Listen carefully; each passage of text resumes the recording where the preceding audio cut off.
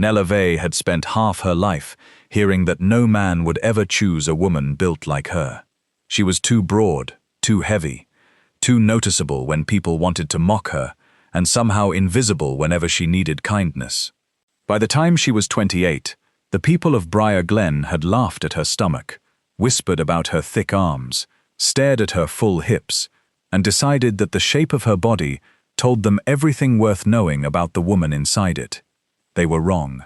And on the cold autumn afternoon, when Nella stood in the middle of Main Street and warned a stranger that the most powerful man in the valley intended to destroy him, the same people who had spent years making her feel small were about to learn exactly how dangerous a woman could become once she stopped asking permission to take up space. The wind coming down from the Colorado high country had teeth that afternoon. It rolled between the wooden buildings of Briar Glen, carrying the smell of pine smoke, horse sweat, damp earth, and the first warning of snow from the white peaks beyond the valley. Nella came down the boardwalk, carrying a sack of flour against one hip and a smaller parcel of coffee beneath her arm. Her dark blue work dress was faded at the elbows. Her boots were muddy from the long road between town and her family's homestead. Her long dark hair had been twisted into a practical knot at the back of her head, though several strands had escaped and stuck against her round cheeks. She knew people were watching her. She always knew. A pair of young women outside Talbot's dress shop lowered their voices as she passed. One of them failed to lower it enough. "Mercy, you'd think all that farm work would take some of it off." The other woman giggled.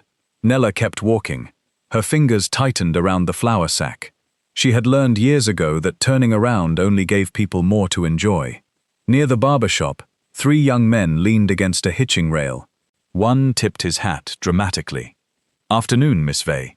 Nella nodded without stopping. Another man slapped the first on the shoulder. "Careful, Tom. Be polite. She may think you're proposing." Their laughter followed her down the street. Nella felt the familiar heat crawl up her neck. She told herself it didn't matter. She told herself the same thing she had told herself at 17 when no boy asked her to the harvest social. The same thing she had told herself at 21 when a traveling salesman had pretended to flirt with her while his friends watched from across the street and laughed. The same thing she told herself every time someone looked at her plate during a church supper, as if they had personally paid for the food upon it. "It does not matter. They do not know me. Keep walking." Her body had never been a mystery to anyone in Briar Glen. Nella was a large woman. Her stomach pushed prominently against her dresses. Her arms were thick from years of hauling water and feed. Her hips were wide. Her face was soft and round, and when she smiled, which she did less often in town than she once had, deep warmth gathered around her dark eyes. At home, her body was simply the body that carried firewood through snow. It was the body that lifted sacks of grain when her father's back hurt. It was the body that knelt beside sick calves at 2 in the morning. It was the body that held her mother through the night when fever nearly took her 3 winters earlier. In Briar Glen, however, people had turned it into a public matter. Nella reached Mercer General Store and shifted the flour sack higher against her side. Mr. Mercer stood behind the counter counting coins. His wife glanced at Nella and then at the sack. "More flour?" Nella looked at her. "We bake bread, Mrs. Mercer. I only meant your mother bought flour last week." "We have 3 people in our house." Mrs. Mercer gave a little shrug. "Of course." Nella stared at her long enough that the woman's eyes moved away. Then Nella placed the coffee parcel on the counter. "Father asked whether the lamp oil came in." Mr. Mercer looked up. "Back room. I'll fetch it." As he disappeared behind a curtain, the bell over the front door jingled. Cold air entered first, then a man. Nella glanced toward him and immediately knew he was not from Briar Glen. Strangers were easy to notice in a place where everybody knew which horse belonged to which family. He was tall, perhaps a little over 6 feet, with a lean build shaped by hard travel rather than comfortable living. His brown coat was dusted with mountain dirt. A dark hat shadowed a face made rough by weather. His jaw carried several days of beard, and a pale scar ran from near his left ear toward the corner of his mouth. He looked tired, not weak, not lost. Just like a man who had been moving for a long time and had forgotten what it felt like to arrive anywhere. He removed his hat. Afternoon. Mrs. Mercer immediately brightened in a way she never did when Nella entered. Good afternoon. Can I help you? Looking for a place called Black Alder Pass. Something changed in the room. It was small. So small Nella might not have noticed if she had not spent most of her life studying other people's faces before deciding whether they intended kindness or humiliation. Mrs. Mercer's smile froze. Behind the curtain, Mr. Mercer stopped moving. Nella heard the silence where bottles had been clinking. The stranger noticed too. His eyes moved slowly from Mrs. Mercer to the curtain. I'm told there's an old trail north of town. Mrs. Mercer rubbed her hands on her apron. Can't say I know much about it. Nella almost laughed. Every child in Briar Glen knew Black Alder Pass. The town's schoolteacher once took students there to gather mountain flowers. The stranger rested one hand on the counter. A man in Silver Junction said a Keswick outfit uses that trail. At the name Keswick, Mrs. Mercer's face lost what little color remained. Nella felt something cold settle inside her. Dorian Keswick. There were names people said loudly because they wanted to be heard, and there were names they said softly because they were afraid someone might be listening. Dorian's belonged to the second kind. Before Nella could think further, Mr. Mercer came out carrying a tin of lamp oil. Here you are, Miss Vey. He did not look at the stranger. Nella accepted it. Thank you. She paid quickly and walked toward the door. The stranger stepped aside to let her pass. Ma'am? Nella nodded. Sir. Outside, she crossed the road toward the feed warehouse. Her father's wagon stood behind it. She intended to load the supplies and leave. She truly did. Then she heard Dorian Keswick's voice. It came from the narrow space between the warehouse and an abandoned carpenter's shed. Nella stopped. There were certain voices in Briar Glen that a person learned to recognize. Dorian's was smooth and measured, never hurried, because men who believed they owned everything rarely needed to hurry. He's asking about Black Alder, a second man answered. I heard. Then make certain he doesn't reach it. Nella's breath caught. She should have walked away. Every sensible instinct told her so. Dorian continued. No scene in town. Let him ride north. Loose the bridge boards over Cottonwood Cut. Nella went perfectly still. The second man's voice dropped. What if he gets hurt? Dorian paused. Then perhaps he'll learn that mountains are dangerous. Nella's heart began pounding. She knew Cottonwood Cut. There was an old narrow bridge there over a steep creek ravine.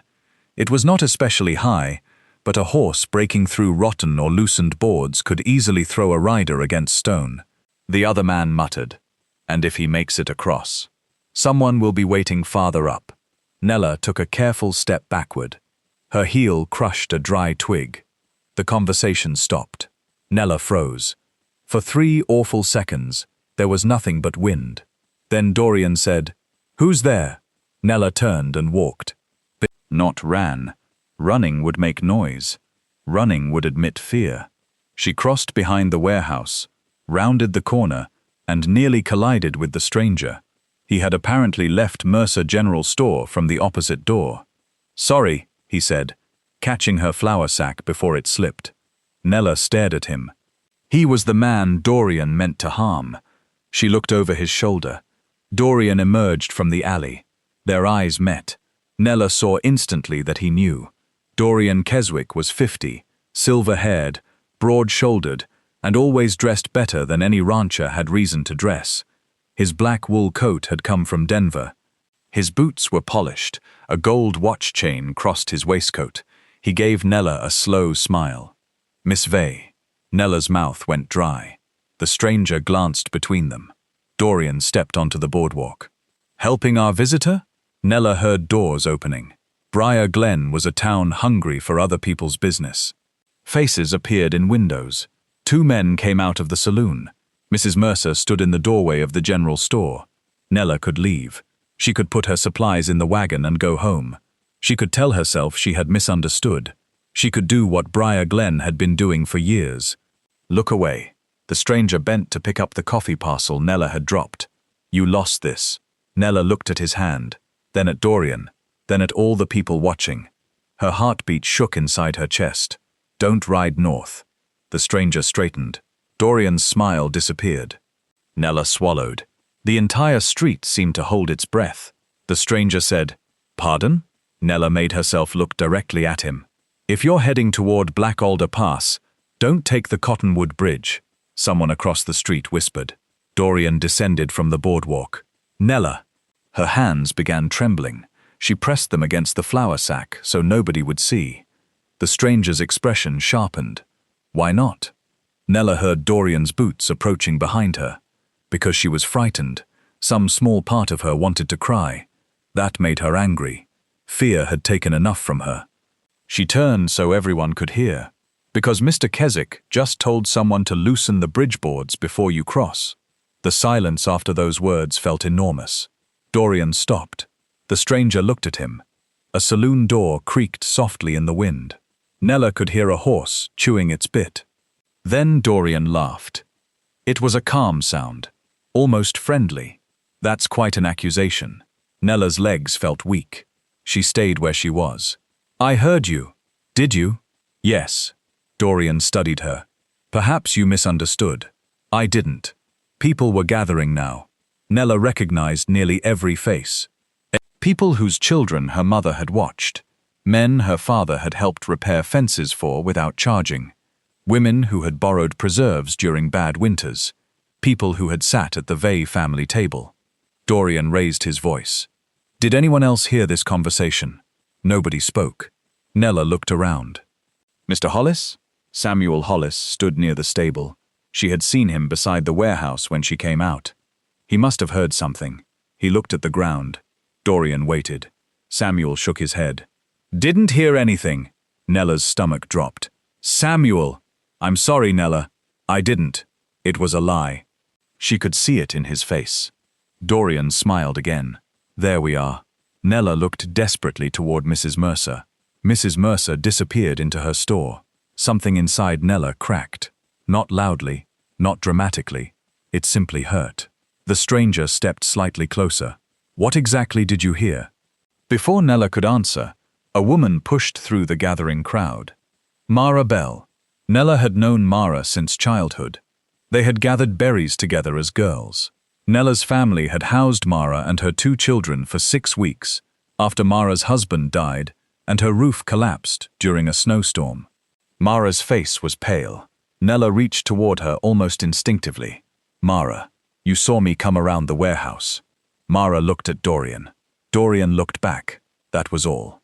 Only a glance. Mara immediately lowered her eyes. "I don't know what you're talking about." Nella stared at her. "Mara, I'm sorry." "You were there." "I wasn't."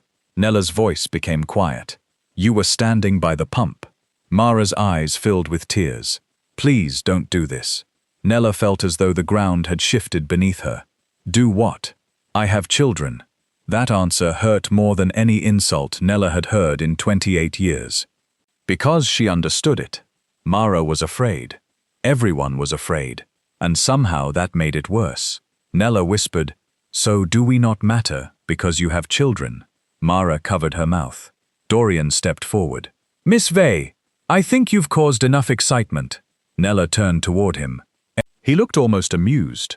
"Go home." There were a dozen things she could have said. Instead, Dorian's gaze dropped deliberately over her body. His smile changed. "Your father already has enough trouble without his daughter throwing her weight into matters she doesn't understand." A few people laughed nervously. Nella felt the insult land exactly where he intended it to. Her stomach tightened beneath her dress. For a heartbeat, she was 17 again. Too big for the dance. Too big for the pretty dress. Too big for anyone to want. Then the stranger spoke. "I believe her." Dorian looked at him. The laughter died. The stranger handed Nella her coffee parcel. "I don't know her, I don't know you, but she's scared half to death and standing here anyway." Nella blinked. Dorian's jaw tightened. The stranger settled his hat onto his head. "That counts for something. It counts for foolishness." Dorian said. Maybe. The stranger's eyes remained calm. But I'd rather trust a frightened person telling an ugly truth than a comfortable man surrounded by people too scared to speak. Nobody laughed then. Dorian's face changed, only slightly. But Nella saw the anger. What's your name? Dorian asked. Ansel Marr. Mr. Marr, you are a guest in this valley. Not much of a welcome. A few eyes dropped. Ansel turned toward Nella. Is there another trail north? She nodded. The old east logging road. It's longer. Safer? If nobody knows you're taking it. Dorian's expression hardened. Ansel smiled without humor. They know now. He looked directly at Dorian. So I suppose I'll choose a third road. For the first time, Nella saw Dorian Keswick publicly denied something he expected to receive. Obedience. Dorian stepped closer to Ansel. This country is difficult for strangers. Ansel's voice remained even. I've noticed. Men disappear in these mountains. So I've heard. Dorian glanced at Nella. Sometimes families suffer when people forget where they belong. Nella heard the threat inside it. Ansel heard it too. His face became still. Dorian buttoned his coat. Good afternoon. He turned and walked away. The crowd began dispersing almost immediately. That hurt too. No apologies, no explanations. People simply returned to their errands as if nothing had happened. Mara Bell remained for a moment. Nella looked at her. Mara whispered, I'm sorry. Nella's eyes burned. I know. Nella, I couldn't. You could. Mara flinched. Nella did not raise her voice. That's what hurts. Mara began crying. Nella wanted to comfort her. That was the ridiculous thing. Part of her still wanted to put her arms around Mara and say she understood. Instead, Nella picked up the flower. Go home to your children. Mara left. Nella reached the wagon before her tears began. She shoved the flower under the canvas and climbed onto the seat. Her hands shook so badly she struggled with the reins. Ansel appeared beside the wagon. You all right? Nella laughed once. It sounded terrible. No? He seemed surprised by the answer. Nella wiped her cheek angrily. I'm tired of telling people I'm all right when I'm not. Ansel nodded. Fair enough. She stared straight ahead. You're going to bring trouble. I think trouble was already here. That made her look at him. Ansel glanced toward the northern ridge. Why does Keswick care whether I reach Black Alder? I don't know. You know something. I know enough to be afraid. Ansel studied her for a moment. Then he said, Thank you. Nella looked down at him. For what? For saving my neck. I only warned you. Most people didn't. Her eyes went toward town. No. Ansel followed her gaze. His voice softened. No, they didn't. Nella drove home beneath a sky turning the color of old silver. The Vey homestead sat 9 miles from town, in a wide bowl beneath the mountains, where fields of yellow grass rolled toward dark stands of pine. The house had belonged to her grandfather. It was made from thick logs with a stone chimney and a porch her father had rebuilt twice. Her mother, Elira, came outside when the wagon approached. She was a small woman with streaks of gray running through dark hair. You're late. Nella climbed down. Town was busy. Her father emerged from the barn, wiping his hands on a cloth. Orin Vey was 62 and walked with a stiffness he tried to hide. Get everything? Yes. He looked toward the road. Someone following you. Nella turned. A rider was approaching. Her heart jumped. Then she recognized Ansel. Orin's expression darkened. Who's that? The man I warned. Her father's head snapped toward her. The man you what? Ansel stopped 20 yards from the house. He dismounted before coming closer. Mr. Vey? Orin moved between him and Nella. Who are you? Ansel Marr. I know the Marr name. Ansel's face changed. Nella noticed. Orin continued. Your father was Elias Marr. Yes. Silence settled between them. Nella looked from one man to the other. You knew his father? Orin said. Come inside. They sat around the kitchen table while Elira poured coffee. Nella told her parents everything. Her father grew paler with each sentence. When she described Dorian's threat, Orin slammed his palm against the table. Why would you challenge Keswick publicly? Nella stared at him. Because he was planning to hurt someone. You should have come home. So I should have done what everyone else did. This isn't about courage, isn't it? Nella, her father's voice was frightened. That frightened her more. Orin looked at Ansel. What brought you to Black Alder? Ansel reached into his coat. Orin tensed. Ansel slowly removed a folded paper and placed it on the table. My father died last spring. I'm sorry, Elira said. Ansel nodded. Before he died, he gave me this. Orin opened the paper. His face changed. Nella leaned forward. It was an old hand-drawn map. A red mark sat near Black Alder Pass. Beside it were 3 letters. VYH. Her father whispered. Where did he get this? He said Gideon Vey gave it to him. Nella's breath caught. My grandfather. Ansel nodded. Apparently, Orin stood so fast his chair scraped across the floor. My father knew Elias Marr. They worked together for a season. When, 34 years ago, Orin walked toward the window. Nella had never seen him look that frightened. Ansel continued quietly. My father told me Gideon Vey found something in those mountains. Something people would kill to keep hidden, Elira whispered. Orin. Her husband closed his eyes. Nella stared at him. You know. No. Father. I know stories. What stories? Orin turned. Your grandfather believed our property stretched farther north than the county maps showed. He spent years arguing about it. Nella frowned. You told me he was confused near the end. I told you what I was told. By whom? Orin did not answer. Nella already knew. Dorian. Her father sat again. Keswick's father handled most of the county's land contracts then. Your grandfather claimed survey markers had been moved. Nobody believed him. Did you? Orin looked ashamed. I was 22. I wanted nothing to do with another fight. Nella felt a slow ache begin in her chest. So grandfather wasn't confused. I don't know. Ansel pointed toward the map. My father believed him. Outside, somewhere far up the ridge, a light flickered.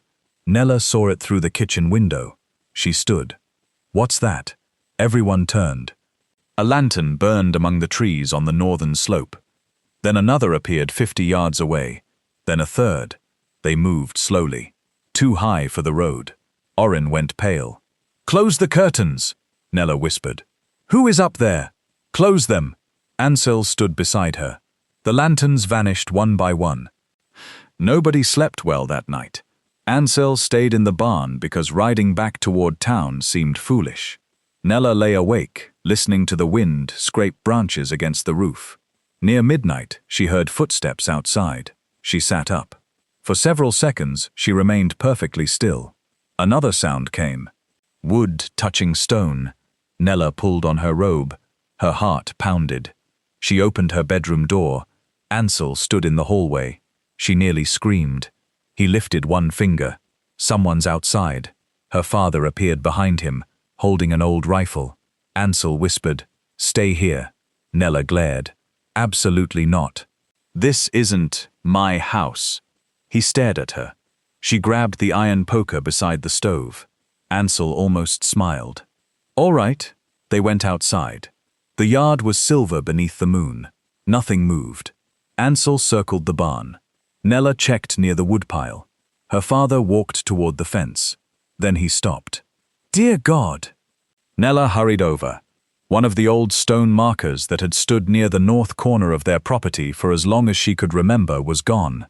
Only a dark hollow remained in the frozen earth. Orin whispered, They've started again. Nella turned toward him. Again? Her father sat heavily on the fence rail. He looked, suddenly, old. When I was a boy, markers disappeared after your grandfather filed complaints. Nella could barely believe what she was hearing. And you never told me. I wanted you away from it. You let me think grandfather was losing his mind. I wanted you safe. Nella's anger rose. Everyone keeps saying that while lying to me. Elira came from the house wrapped in a blanket. Orin, tell her. He looked at his wife. Elira's voice trembled. She has a right. Orin stared into the darkness. 29 years ago, your grandfather found county survey pages that didn't match the official maps. He believed thousands of acres had been shifted on paper. Ansel asked. Shifted to whom? Keswick Holdings. Nella felt cold. How much? I don't know. How many families? I don't know. Her father's eyes filled with pain. But I know ours wasn't the only one. The following morning, they searched the house. Gideon Vey had died 11 years earlier, and most of his belongings remained in the attic because nobody had ever found the heart to throw them away. Dust-covered trunks, broken furniture, jars, tools, and boxes of old newspapers. Nella knelt beside a wooden chest. Ansel moved another trunk aside. You all right? She sighed. If one more person asks me that, I may throw them through the window. He looked toward the tiny attic window. Would take some effort. Nella stared at him. Then, unexpectedly, she laughed. It was the first real laugh she had given him. Ansel smiled. Nella's laughter faded. You don't have to be careful around me. About what? My size. He frowned. She gestured at herself. People become strange about it. Either cruel or overly polite. I wasn't thinking about it. Nella gave him a skeptical look. Everyone thinks about it. Maybe everyone in Briar Glen needs more work. She almost smiled again. Then her hand brushed something beneath the chest, a loose floorboard. Nella. She pushed the chest away. Ansel helped pry up the board. Inside the narrow space beneath it lay a ledger wrapped in oilcloth. Nella's hands trembled as she lifted it out. On the front, in faded ink, were her grandfather's initials, G.V. They carried it downstairs. The ledger contained page after page of measurements, dates, names, boundary descriptions, and sketches. Ansel spread the county map beside it. Orrin stood behind them. Look, Nella traced one line with her finger. Grandfather's survey placed the Vey northern boundary nearly 2 miles beyond the current county line. Ansel checked another page. Not just yours. He pointed to the old Brennan property. Then the Holcomb place. Then 3 farms that no longer existed. Every original boundary was larger. Every revised boundary benefited Keswick land. Nella whispered, He stole it. Orrin shook his head slowly. His father started it. And Dorian continued. Ansel turned another page. Several names appeared beside numbers. Harlan Pike, Edgar Tolliver, Samuel Dray. Nella recognized all 3. Former county officials. All dead now. Then another name appeared. Dorian Keswick. Beside it was a date from 6 years earlier. Nella's stomach tightened. Grandfather was still tracking this before he died. Elira whispered, He never stopped. A folded note slipped from the ledger. Nella opened it. The message was brief. If anything happens to me, do not trust the courthouse copy. The mountain remembers where men moved the stones. For several days they told no one. Ansel traveled quietly to Silver Junction and returned with copies of federal land records. They contradicted Briar Glen's county maps. Nella spread everything across the kitchen table. Her father stared at the papers. This could ruin Keswick. Ansel shook his head. Not yet. Nella looked at him. Why? Because papers disappear. She understood. So we need people. We need witnesses. That was worse. Papers had no children. Papers did not lose jobs. Papers did not wake at night wondering whether their barn might burn or their loan might suddenly be called due. People were afraid. Nella began visiting them anyway. Her first stop was Samuel Hollis. He opened his door, saw her, and immediately looked toward the road. Nella, I need 5 minutes. This isn't a good time. It never seems to be. He sighed. She held up a copy of her grandfather's notes. Your father's farm used to include 200 acres north of Tanner Creek. Samuel said nothing. Dorian's father took it. Go home. You know I'm right. Samuel's voice sharpened. I said go home. Nella felt tears gathering. She hated that her body always betrayed emotion so quickly. Why did you lie in town? Samuel looked away. Because I owe Keswick money. So? So he owns the note on this house. Nella's anger faltered. Samuel continued. My wife is sick. My boys are 11 and 9. If I cross him and he calls the debt, where do we go? Nella swallowed. You let him threaten a stranger. I protected my family. And what happens when protecting your family requires sacrificing mine? Samuel closed his eyes. That's the way this valley works. Nella whispered, then maybe that's the thing that needs to change. She left before he could answer. Other doors closed more quickly. Some people denied everything. Some begged her to stop. One elderly man cried while telling her that his father had lost a grazing field after challenging Dorian's father. A widow named Ruth Heller showed Nella a letter from 20 years earlier threatening foreclosure unless her husband abandoned a boundary complaint. Nella carried the letter home beneath her coat. Ansel read it twice. This matters. She won't testify. Not yet. Nella sank into a chair. What if nobody does? Ansel sat opposite her. Then you keep asking. She gave him a tired look. You make that sound easy. No. He leaned back. I make it sound necessary. Nella looked into the fire. Do you know what everyone in town sees when I come to the door? Ansel said nothing. A fat woman stirring trouble. That's not what I see. She laughed bitterly. Please don't. Don't what? Pity me. His expression changed. I'm not. Then don't tell me things because you think they'll make me feel better. I'm not doing that either. Nella stood. Her chair scraped back. You don't know what it's like. No. He stood too. I don't.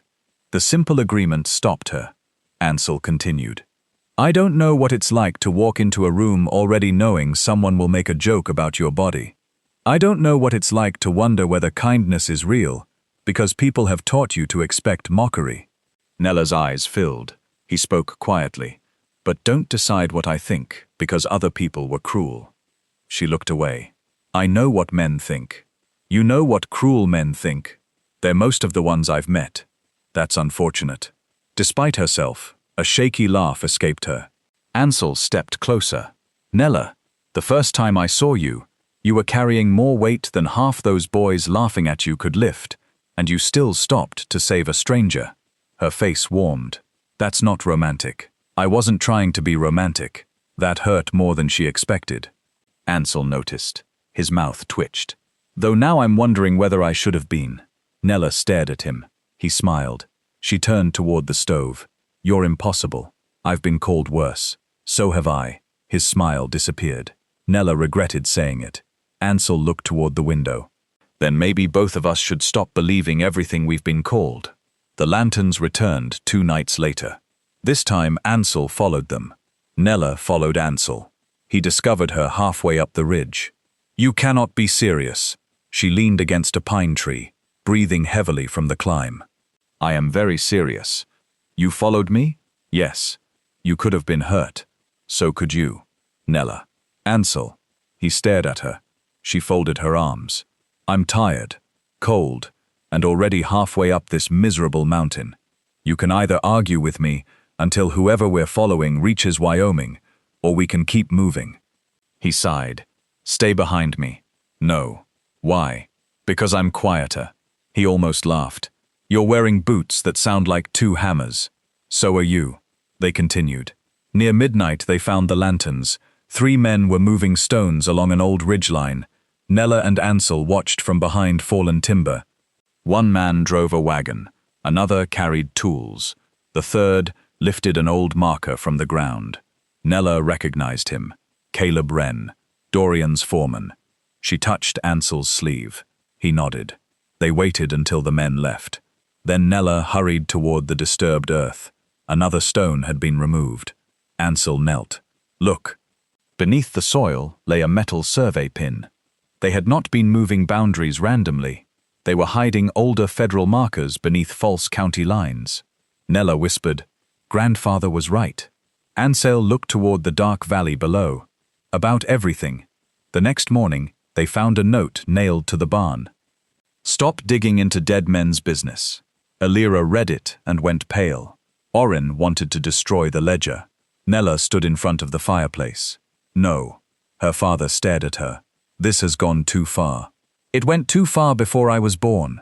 We can leave. Nella could not believe him. Leave. Sell what remains. To Dorian, we could go east, and let him keep everything? I want you alive. Nella's voice broke. And I want one day of my life, when fear doesn't make every decision for us. Her father flinched. She immediately regretted the cruelty in her tone, but she continued. They laughed at grandfather and called him confused. They pushed you into debt.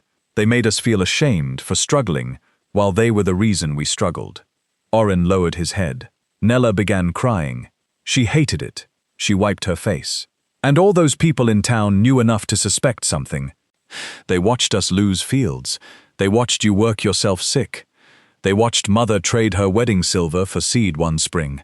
Nobody said anything. Elira took her daughter's hand. Nella looked at her father. If we leave now, Dorian doesn't just keep the land, he keeps the truth. Oren stared at her for a long time. Then he walked toward the table. He placed the ledger in front of her. You sound like your grandfather. Nella laughed through her tears. You used to say that, like it was a bad thing. Maybe I was wrong. The breakthrough came from Mara Bell. She arrived after dark. Nella opened the door and almost shut it again.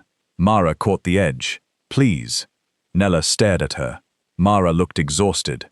I know you hate me. I don't. That makes it worse. Nella stepped aside. Mara entered. She placed a small envelope on the table. My husband kept this. Nella opened it. Inside was a receipt from the county land office dated 12 years earlier. Attached was a handwritten instruction bearing Dorian Keswick's signature. Alter northern parcel classification before assessment. Ansel leaned over Nella's shoulder. Where did he get this? Mara began crying. My husband worked at the courthouse. Nella looked up. He knew? Some of it. Why didn't he say anything? He tried. Mara wiped her cheeks. Dorian found out. 3 weeks later, our mortgage was purchased by Keswick Holdings. Nella closed her eyes. Mara whispered, My husband stopped talking after that. What happened to him? You know, Nella did. Mara's husband had died 5 years earlier after becoming sick. Mara looked at her. The day in town, when you asked me to speak, I wanted to. Then why didn't you? My son works at the Keswick mill. Nella's anger softened. Mara continued. I imagined Dorian throwing him out. I imagined losing the house. I imagined my children cold. Her voice broke. And then I looked at you standing there alone, and I chose myself. Nella said nothing. I'm ashamed. Nella looked at the woman who had once been her closest friend. A part of her wanted to say it was all right. It wasn't. I understand why you were afraid. Mara began to cry harder. Nella continued. But understanding isn't the same as pretending it didn't hurt. I know. I needed you. I know. You looked me in the face and acted like I was a stranger. Mara covered her mouth. I'm sorry. Nella's own eyes filled. For years, people laughed at me, Mara. They said things about my body. They made jokes when I walked by. I could survive that because I kept thinking, at least there were a few people who knew me. Mara stepped closer. Nella. And then you looked away. Silence filled the kitchen. Mara whispered, What can I do? Nella looked at the document. Tell the truth. Mara stared at her. In public? Yes. Fear crossed her face. Nella saw the exact moment she wanted to refuse. Then Mara looked toward the window. All right. Nella blinked. Mara nodded. I'm tired too. That changed everything. Once one frightened person agreed, another became possible. Ruth Heller agreed to speak. Samuel Hollis refused twice, and then came to the homestead before sunrise with a box of his father's papers. A former surveyor named Amos Vale confessed that Dorian had paid him 20 years earlier to replace 3 markers. I told myself nobody would be hurt, Amos whispered. Nella looked around his tiny cabin. Was that true? He began crying. No. People had spent years hiding their shame. Nella discovered shame had a strange property. In darkness, it grew. In company, it became lighter. Ansel began making trips to Denver. He found a federal land investigator willing to review the documents. They made copies of everything. 1 copy went to Denver. Another went to Silver Junction. A third remained buried beneath the Vey barn floor. Dorian apparently realized something was changing. He came to the homestead on a bright, cold morning. Nella saw him through the window. Ansel reached for his coat. She stopped him. No. What? I'll talk to him. He's dangerous.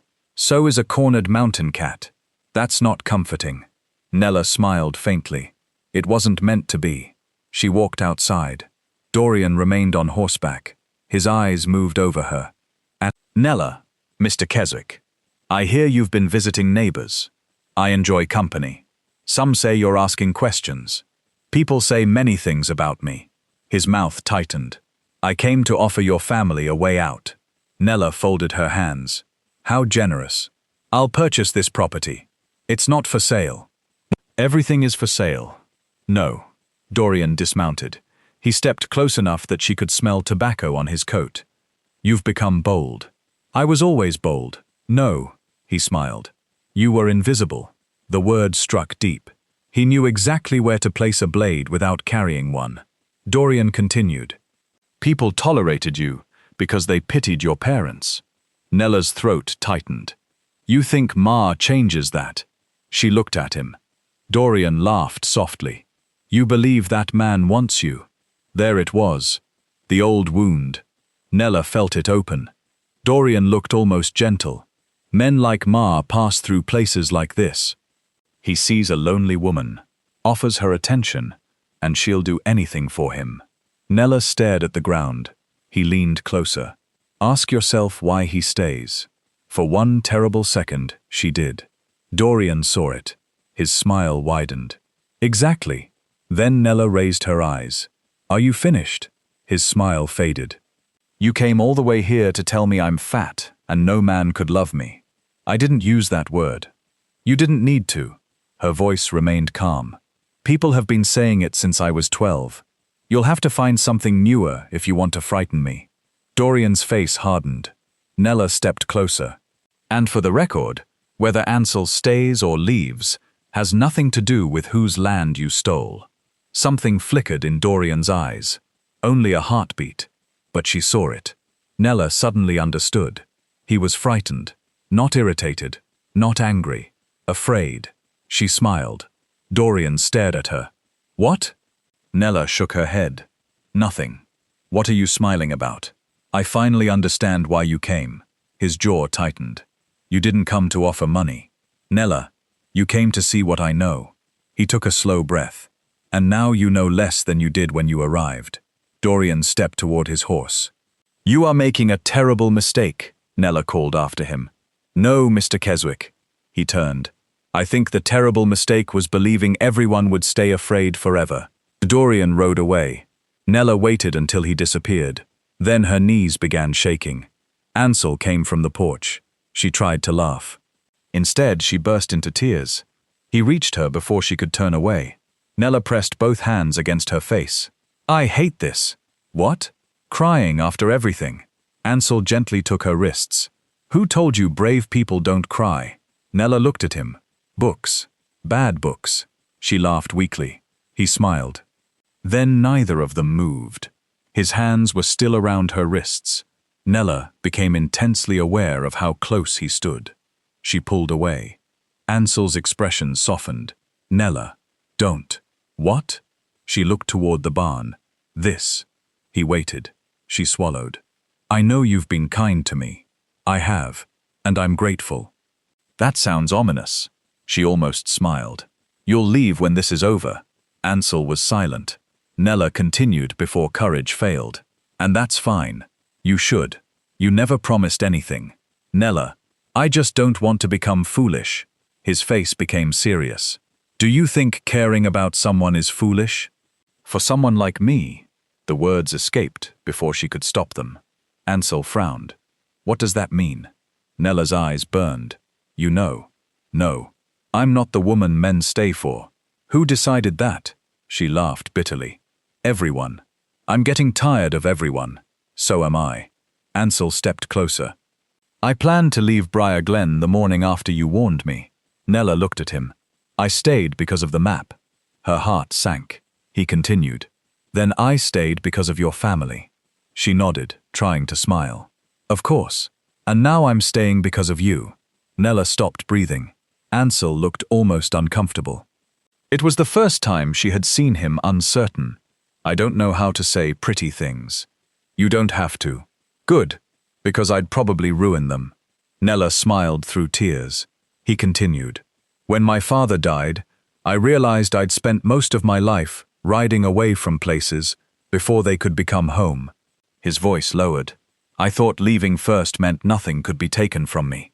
Nella looked at him, and then I met a woman who walked into the middle of a street, terrified, and told the most powerful man in town that she wasn't going to let him hurt a stranger. I was shaking. I know.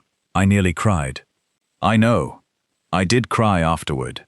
I know that too. She gave him an annoyed look. Ansel smiled. That's why it mattered. Her expression changed. Courage isn't being calm, Nella.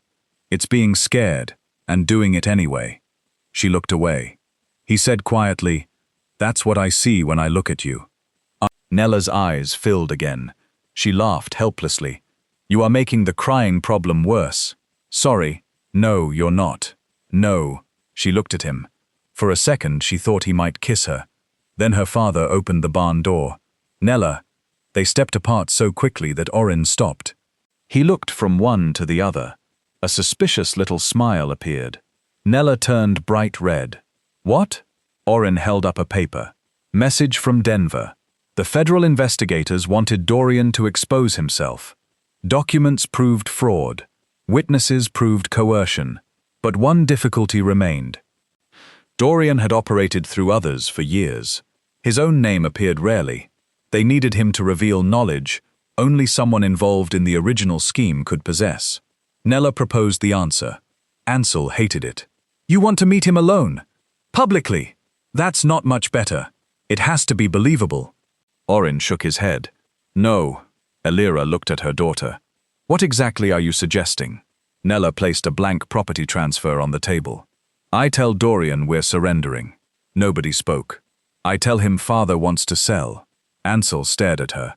He'll suspect something. Not if he thinks he broke me. Nella swallowed. I'll tell him he was right. Elira's face tightened. About what? Ansel, leaving. Ansel looked offended. Why am I involved? Because Dorian already thinks you're my weakness. Nella turned toward him. So I'll give him what he expects. Ansel stared at her for a long moment. Then slowly smiled. You're frightening. Thank you. The town meeting was scheduled 3 days later inside Briar Glen's assembly hall. Nella sent word that her family would publicly settle its boundary dispute with Dorian Keswick. By noon, the hall was packed.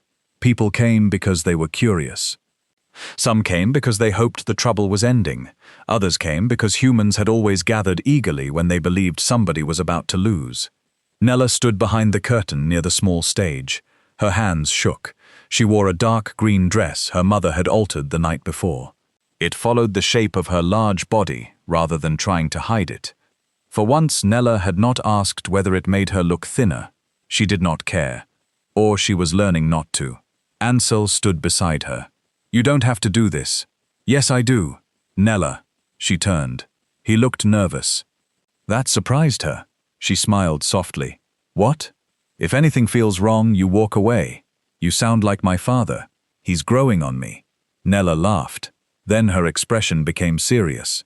Ansel, if this goes badly, it won't. If it does. He waited. Thank you. For what? For believing me that first day. Ansel looked toward the curtain. You were telling the truth. Nobody else cared. I did. Nella swallowed. That changed something. Ansel looked back at her. Good. Voices rose in the hall. Dorian had arrived. Nella stepped onto the stage. The room quieted. Hundreds of eyes found her. The old instinct returned. Make yourself smaller. Do not stand too straight. Do not invite attention. Nella placed both hands on the table. She stayed exactly where she was. Dorian sat in the front row. He looked pleased. Nella began. Thank you for coming. Someone coughed. Another chair creaked. Nella looked around at faces that had wounded her, helped her, betrayed her, feared for her, and sometimes loved her badly. My family has decided to end its dispute with Mr. Keswick. A murmur moved through the room. Dorian smiled. Nella continued. I have spent several weeks asking questions about the old boundaries north of our property. Dorian's smile thinned. I've learned that fighting powerful people can be tiring. She let her voice weaken slightly. It was not difficult. Some of the exhaustion was real. I've also learned how lonely it can be. She glanced toward Ansel. He understood his part. Without speaking, he stepped through a side door and disappeared from the hall. Dorian watched him leave. His smile returned. Nella lowered her eyes. I was foolish to believe a stranger would stay simply because I helped him. Something painful moved through the crowd. Nella heard a woman whisper, "Poor thing." The old humiliation burned. Good. Let Dorian believe it. Nella continued. My father has agreed to sell the remaining northern acreage for the amount Mr. Keswick originally offered. Dorian stood. At last! Good sense! Nella looked at him. I suppose you were right. About which part? That our family could never prove where the old boundary stood. Dorian walked toward the stage. You cannot prove what no longer exists. Nella held his gaze. Because the original markers are gone. Exactly. All of them? Dorian gave a small, impatient laugh. The 3 stone markers between Tanner Creek and Black Alder were removed decades ago. The room became very quiet. Nella's heart hammered. She asked softly, 3? Dorian stopped. Nella tilted her head. That's interesting. His face changed. She continued. Because the current county map shows 2. Nobody moved. Dorian stared at her. Nella felt fear clawing at her stomach. She smiled anyway. How did you know there were 3 original markers? Dorian said nothing. The side door opened. Ansel returned. With him came 2 federal officers. A murmur swept through the hall. Dorian turned pale. Nella lifted her grandfather's ledger. This belonged to Gideon Vey. Dorian's jaw tightened. Nella opened it. He recorded all 3 markers. She placed another document beside it. This is a federal survey from 41 years ago. Another paper. This is the altered county map. Another. This is a payment made by Keswick Holdings to former surveyor Amos Vale. Amos stood from the 3rd row. His voice shook. I moved them. Everyone turned. Dorian stared at him. Amos continued. Dorian paid me. Dorian snapped. You senile fool. Amos flinched. Then Ruth Heller stood. My husband was threatened after he challenged a boundary. Samuel Hollis rose. My father lost 200 acres. Mara stood. Her hands trembled visibly. Nella watched her. For 1 second, Mara looked ready to sit again. Nella gave her a small nod. Mara swallowed. My husband found records proving county parcels had been changed. Her voice became stronger. Dorian Keswick bought our mortgage to silence him. Someone else stood, then another. Stories came from every corner of the hall. Fields lost, loans manipulated, records altered, families frightened. Men who had spent 20 years saying nothing suddenly discovered voices. Women who had whispered in kitchens stood before neighbors and spoke aloud. Dorian looked around as the world he had built from silence collapsed. This is nonsense! One federal officer stepped forward. We have the documents already. Dorian turned toward Nella. His face was no longer calm. You planned this. Nella nodded. Yes. You lied about surrendering. Yes. His voice rose. You stupid woman. Nella flinched. Old habits. Old wounds. He saw it and struck harder. Look at you! You think standing on a stage changes what you are? The room became silent. Nella's throat tightened. Dorian pointed toward her. This town has laughed at you your entire life. Nobody looked comfortable. He continued. They pitied you. They mocked you. Men avoided you. And now you imagine these people admire you because you've waved a few papers around. Nella felt tears gather. She wished they would not. Then she realized something. She did not need them to stop. She could cry and speak. So she did. No. Her voice shook. Dorian frowned. Nella wiped one cheek. No, I don't imagine everyone admires me. She looked at the crowd. Some of you laughed at me. Several people lowered their heads. Some of you called me names when you thought I couldn't hear. A woman in the back began crying. Some of you invited my mother to gatherings and quietly suggested she leave me home because there weren't enough chairs. Elira covered her mouth. Nella had never told her that. Nella continued, and when I finally asked some of you to stand beside me, you looked away. Her eyes found Mara. Mara cried openly. Nella's voice became steadier. So no, Mr. Keswick, I don't believe one afternoon changes everything. She looked at him. And that's why you have nothing left to take from me. His expression shifted. For years I wanted this town to approve of me. Nella placed one hand against her chest. I wanted people to stop looking at my stomach before they looked at my face. I wanted men to stop laughing. I wanted women to stop whispering. I wanted to walk into a room without wondering whether the chair beneath me would become somebody's joke. She breathed slowly. I wanted so badly to be accepted that I kept making myself smaller inside, because I couldn't make myself smaller outside. The hall was utterly quiet. Nella looked around. I'm done. 2 simple words, but when she said them, something inside her settled. I'm done begging people to decide whether I'm worth respecting. She turned toward Dorian. You spent years making people afraid, because you believed fear made you powerful. Her voice softened. It only made you lonely. Dorian stepped back. One federal officer moved beside him. Dorian Keswick, we need you to come with us, while these allegations are formally investigated. Dorian looked around desperately. For the first time in decades, nobody moved to help him. His business partner stared at the floor. The bank manager quietly stepped away. Even his foreman backed toward the door. Dorian laughed once. A hollow sound. You're all cowards, Samuel Hollis said quietly. Maybe. Then he raised his eyes. But not today. The officers escorted Dorian from the hall. No cheering followed. Nella was glad. This did not feel like a moment for cheering. Too much had been lost. Too many years could not be returned. People simply watched him go. Then the hall slowly filled with the sounds of breathing, crying, whispered apologies, and chairs scraping against the floor. Nella stepped down from the stage. A woman approached.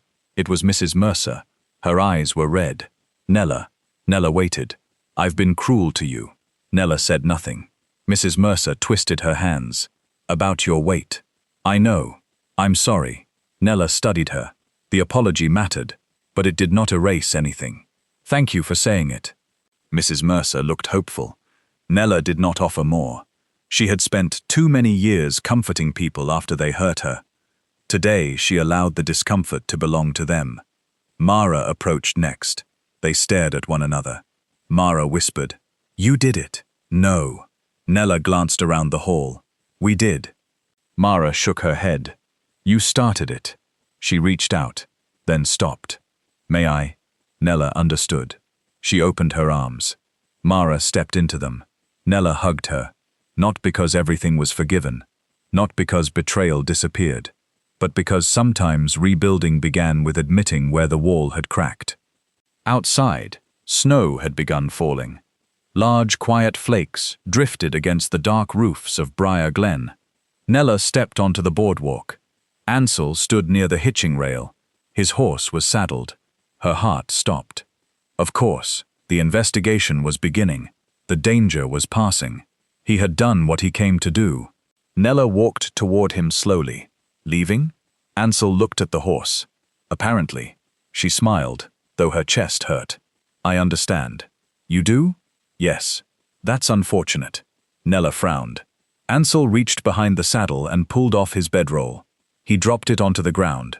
Then he removed the saddle. Nella stared. What are you doing? Not leaving. She blinked. But I was moving the horse. Where? Your father's barn. Nella stared at him. Ansel smiled. He told me if I'm going to eat your mother's biscuits every morning, I can at least help with the animals. Nella's mouth opened. Nothing came out. Ansel walked closer. You thought I was leaving. No. You did. Maybe. You looked miserable. Don't enjoy this. I'm trying not to. She folded her arms. Why are you staying? His smile faded. Snow gathered in his hair.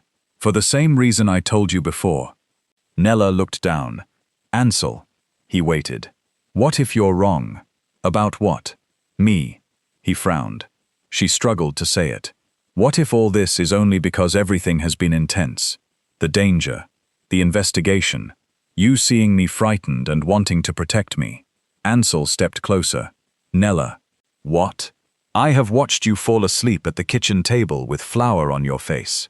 She blinked. I've watched you yell at a goat for eating your mother's laundry. That goat deserved it. I've watched you snore beside a wagon. I do not snore. You absolutely snore. Her cheeks warmed.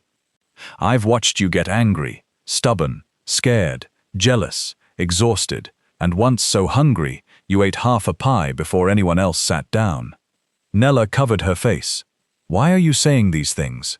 Because pity doesn't survive that much information. She stared at him. Ansel laughed softly. Then his expression became serious. I'm not in love with some brave woman I invented during a crisis. Nella stopped breathing. He had said it. The words stood between them. Ansel seemed to realize that too. Well, Nella whispered, you said love. I did. You weren't supposed to say it like that. How was I supposed to say it? I don't know. Neither do I. She laughed. Then she began crying. Ansel sighed. Again? Be quiet. He stepped forward. Nella held up a hand. Wait. He stopped instantly. That mattered. She looked at him through tears. I need to tell you something. All right. If you stay, I can't spend my life wondering when you'll regret choosing me. Ansel listened. I've done that before. Not with a man. With everyone. Her voice trembled.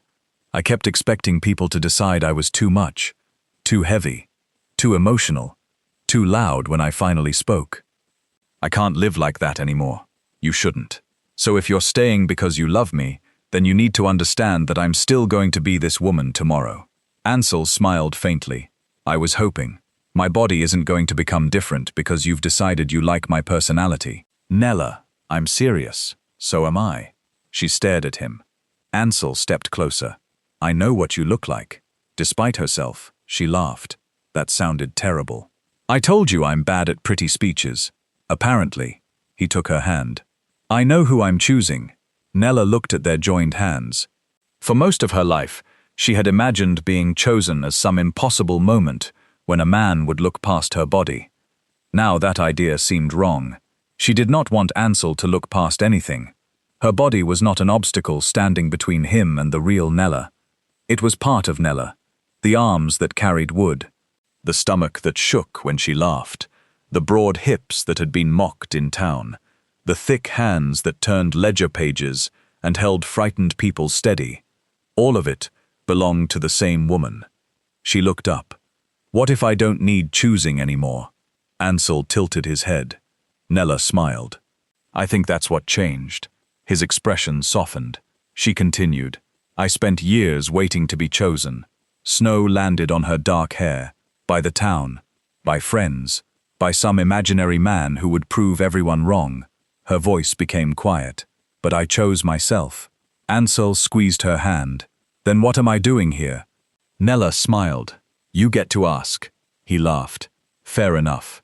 He stepped closer. Nella Vey, now that you have apparently made yourself extremely difficult to impress, would you consider letting a tired mountain cowboy remain around long enough to earn a place beside you? She pretended to think. How are you with goats? Terrible. Fence repair? Excellent. Biscuits? Eating them? Yes. Exceptional. Nella laughed. Ansel smiled. She had once believed romance would arrive like rescue. A man would take one look at the lonely woman everyone mocked and somehow make the pain disappear. Instead, love arrived after she had already walked through the hardest part herself. It stood beside her rather than in front of her. It did not erase the wounds. It simply refused to use them against her. Nella touched his cheek. Stay. Ansel leaned toward her slowly enough to give her every chance to move away. She didn't. Their first kiss was gentle. There was no crowd applauding, no music, no miracle transformation. only falling snow, cold air, and two people standing beside a hitching rail, while Briar Glen slowly began the difficult work of becoming a different place.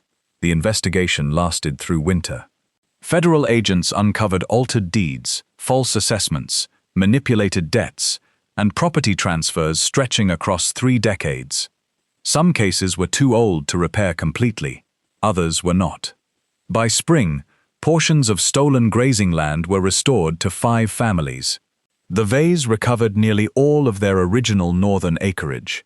Samuel Hollis received compensation from a settlement involving one of Dorian's companies. Ruth Heller finally saw her husband's complaint officially recognized. Amos Vale testified in Denver. Mara Bell found work outside Keswick's influence. Dorian's empire did not collapse in one dramatic afternoon. It broke apart piece by piece. That felt more truthful. Power built over decades rarely vanished overnight, but once people stopped protecting it with silence, it became far weaker than it had appeared. Briar Glen changed too. Not perfectly. Some people apologized to Nella because they sincerely regretted what they had done. Others apologized because public opinion had shifted and being cruel to her was no longer comfortable. Nella learned the difference. She forgave some, she remained polite to others. A few, she simply stopped allowing into her life. This confused people. They had expected her victory to make her generous enough to erase the past. Nella did not. One afternoon, Mrs. Talbot approached her outside the dress shop. "I'm glad everything worked out." Nella smiled. "Some things did." Mrs. Talbot looked uncomfortable. "My daughters said foolish things about you." "They did. They were young. They were 23. Mrs. Talbot blinked. Nella smiled pleasantly. "Have a good afternoon." Then she walked away. It felt wonderful. At home, life became quieter. Ansel repaired the north fence. He built Alira a proper pantry. He argued constantly with Orrin about the correct way to shoe a horse. Nella discovered he was terrible at chopping onions and excellent at making coffee. She also discovered that being loved did not instantly heal insecurity. Some mornings, she still stood before the mirror and heard Briar Glen's old voices. Too big, too heavy, no respectable man. On those mornings, she practiced replacing them with her own. Strong. Here, mine. Not because every day she felt beautiful. She didn't. Some days she simply felt tired. Some days she disliked photographs of herself. Some days she worried Ansel would notice another woman. Healing was not a doorway. It was a road. She walked it slowly. One warm evening in early summer, Nella sat on the porch while sunlight turned the mountains gold. Ansel came from the barn carrying 2 cups of coffee. He handed one to her and lowered himself beside her. The porch bench groaned. Nella stiffened automatically. Ansel looked at the bench, then at her. She knew he had noticed. Old shame rose. Ansel stood. Nella's face burned. He walked to the shed. "Where are you going?" "Getting tools." "Why?" "This bench is poorly built." She laughed despite herself. "It held father for 20 years. "Your father weighs about as much as one of my boots." Nella covered her mouth. Ansel returned carrying a hammer. "What are you doing?" "Fixing it." "You don't need to." "I know." He reinforced the bench while Nella watched. When he finished, he sat again and bounced experimentally. "There." Nella looked at him. He frowned. "What?" She shook her head. "Nothing." But it wasn't nothing. Years earlier, she had attended a church picnic where a chair cracked beneath her. Nobody had forgotten. For months afterward, boys made snapping sounds when she passed. She had stopped sitting on unfamiliar chairs whenever possible. Ansel did not know the story. He did not need to. He had seen discomfort and changed the environment instead of demanding she change herself. Nella leaned against his shoulder. Ansel looked pleased with himself. "Fine craftsmanship." "It's crooked." "Character." She smiled. Down in the valley, Briar Glen's church bell rang.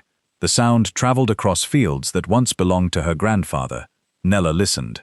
"I used to imagine leaving." Ansel looked at her. "Where would you go?" "Anywhere nobody knew me." "Still want to?" She thought about it. "No."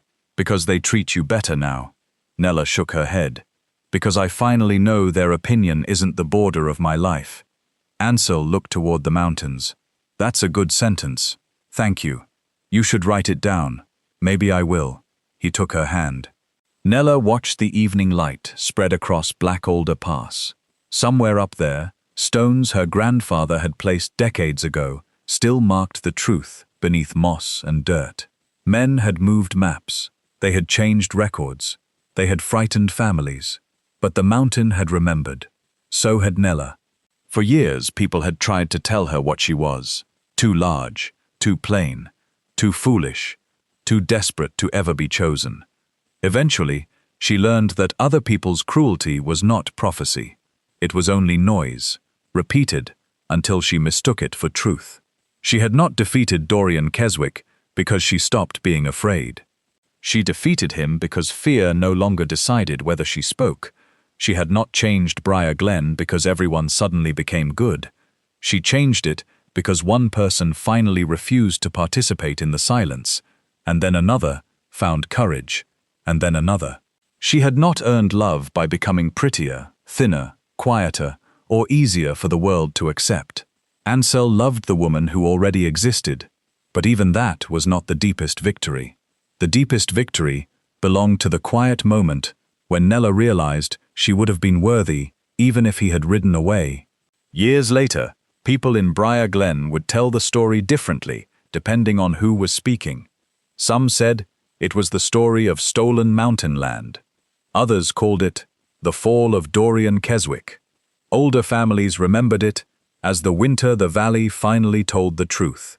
But people who knew Nella understood that the real story had begun much earlier, on an ordinary cold afternoon when a frightened woman carrying flour heard powerful men planning harm and decided that another person's life mattered more than her fear of being laughed at.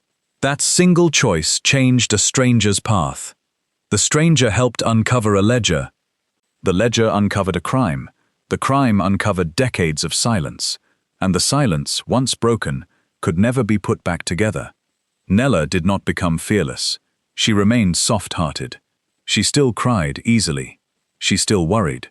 She still occasionally woke in the night remembering Dorian's voice, telling her Ansel would leave. Sometimes she remembered Mara turning away in the street and felt the old ache. But pain no longer meant weakness to her. It simply meant something had mattered.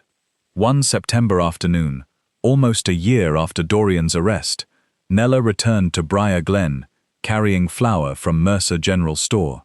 She walked down the same boardwalk where the young men had once laughed at her. Two of them were still there, older somehow, quieter. One removed his hat. "Afternoon, Miss Vey." Nella stopped. He swallowed. "I'm sorry for some of the things I used to say." She studied him, then nodded. "Thank you." The second man stared at his boots. "We were idiots." "Yes?" His head snapped up. Nella smiled. He laughed awkwardly. "So you forgive us?" Nella considered the question. "I think I'm still deciding what forgiveness means." They nodded. That was enough. She continued walking. No triumphant music played. Nobody applauded. She did not need them to. At the edge of town, Ansel waited beside the wagon. He held out his hand. Nella ignored it and climbed up herself. Ansel looked offended. "I was being gentlemanly. I know. You ruined the moment. I've been climbing into wagons since I was 9. I could still help." Nella settled onto the seat.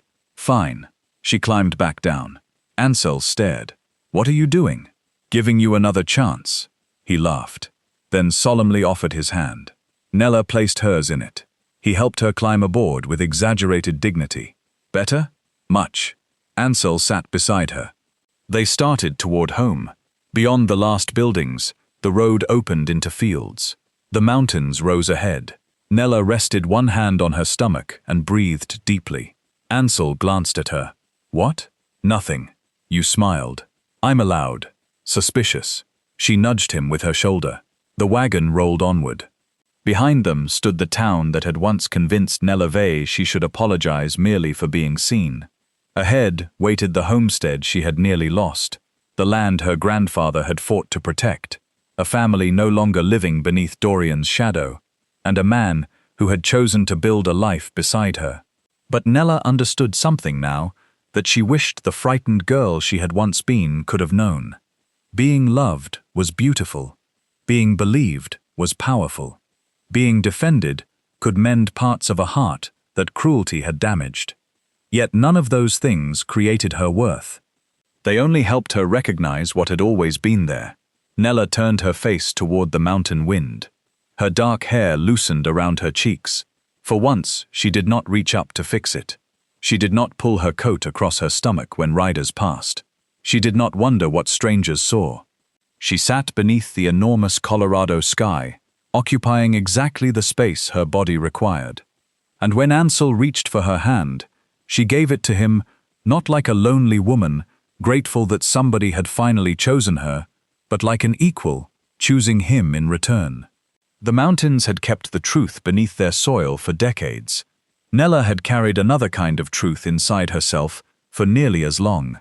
Neither could remain buried forever. And sometimes the person a town spends years trying to silence becomes the very person who finally teaches everyone else how to speak.